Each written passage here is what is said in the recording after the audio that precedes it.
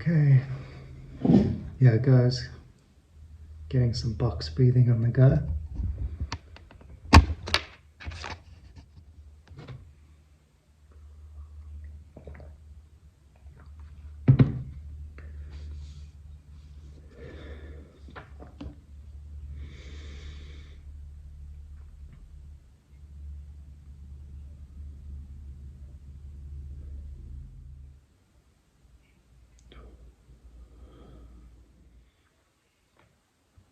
Hello, James speaking. Okay, they lost me on the radio.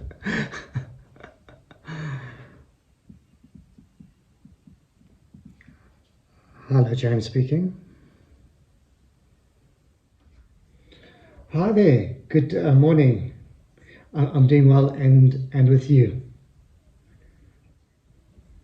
Yes, no, for sure. And thank you very much for this opportunity.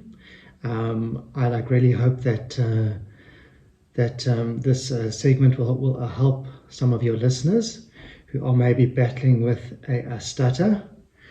So yeah, as I mentioned, I have battled with my fluency and with a stutter or with a stammer since the age of 6, and I definitely do still stutter, and I definitely do still stammer. But my goal at the moment is just to be able to communicate effectively, and just to not let my speech hold me back. It definitely has been quite a painful process, and I'm sure some of your listeners can identify that not being able to say what you want to say can definitely be quite challenging. And I can just give a small example. Like, let's say, for instance, I go to the restaurant and I would like to order something, but for whatever reason, I can't say hamburger. But I really, really want to eat a hamburger. But instead, I have to order something else, because even for $1 million, I can't say the word hamburger. So instead, I have to say the word pizza. So I end up ordering pizza, and and maybe no one even knows, but I know. I know that I didn't get what I wanted to, and yeah, I end up eating pizza instead of a hamburger. Yeah.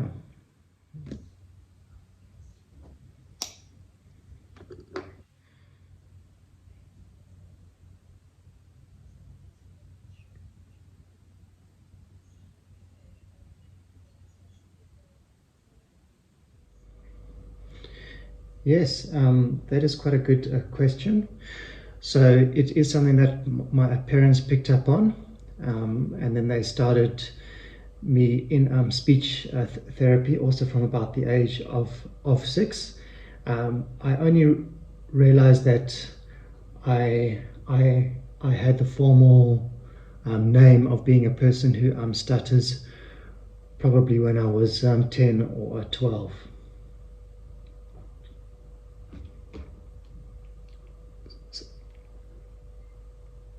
Sorry?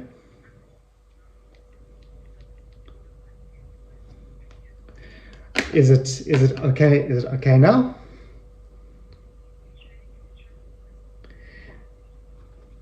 Yes. I was just saying from about the age of 12 was when I was able to put a label to it and say that I am a person who stutters. Yes, yeah, it was definitely quite tough. In particular, when I had to do a speech. If it was a speech that I could prepare for, then I would practice it 100 times, and I'd try and practice every single word and choose my words very, very carefully. But the worst was an unprepared speech where I was just put on the spot. And that was definitely quite embarrassing. And sometimes the teacher would just say, "Look, you actually don't even have to say the speech. You can just sit down.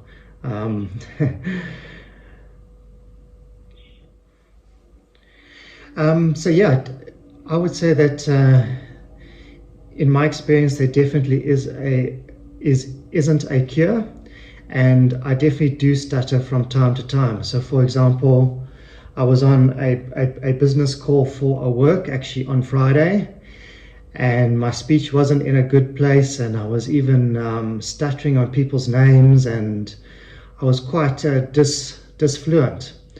But working with a speech therapist and having like a toolbox of tech. Yeah, so there you go. I'm about to stutter on the word on a word.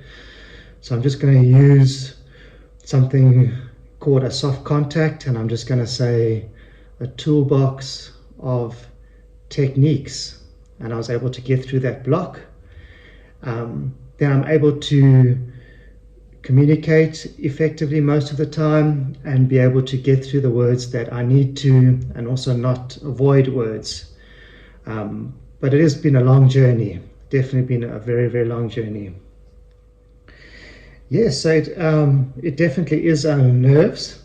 So for example, if I talk to my pot plants, so I don't often talk to plants, but when I do, my speech is 100% fluent, which is actually quite frustrating. But then, as you mentioned, as I get to more and more stressful situations, so for example, talking to strangers or talking at work or on the phone, the more stressful the situation is, the more disfluent I can naturally become, unless I really concentrate and use my techniques.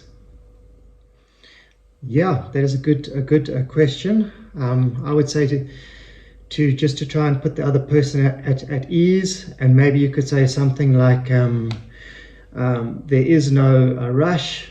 Please just take your time, and then just to look the person in the eye, and just to reassure the person that you are listening and that their stutter doesn't bother you. Great, thank you. Okay, that was it. So I think overall it went quite well. I definitely climbed up. Someone's calling me. Yeah, guys, so overall went well. The tips I learned from it, always learning, always figuring out what can I do to improve my fluency, improve my communication. The tip I would say, the big thing that helped me a lot, as you saw in the video in the beginning, is I did box breathing. So I did about 5 minutes of box breathing. I was also doing box breathing during it, and I was using my toolbox of techniques a lot. I even stuttered on the word technique.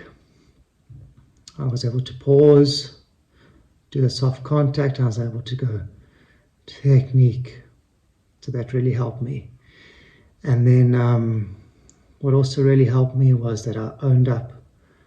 Well, because on a radio station talking about stuttering, I owned my stutter. Everyone on the call knew that I stuttered, and ironically, that made me stutter less. That made me stutter less. So, encourage you guys, when you're stuttering and you're stammering, it's nothing to be ashamed of. Own it, and in that moment say, I'm battling with my speech, I'm stuttering, I'm stammering. And the other person, all of a sudden, the pressure's taken down a notch, and the other person's much more understanding and understands what's going on, and your fluency will probably improve just by owning your stutter. So yeah, I'm happy, I'm excited. I'll add this as a lesson, and I hope it's beneficial to you, and most of all, I hope it's really, really encouraging to you, where I have gone from not being able to say Richard, stuttering badly, stuttering, stammering, to now being in a place where I can actually talk on the radio in front of thousands and thousands of people. So that's a huge win for me, and I believe in you, and I know you're going to have wins in your life and your speech is just going to be incredible, and you will be able to communicate effectively and say what you want to say when you want to say it. Cheers, guys. Bye.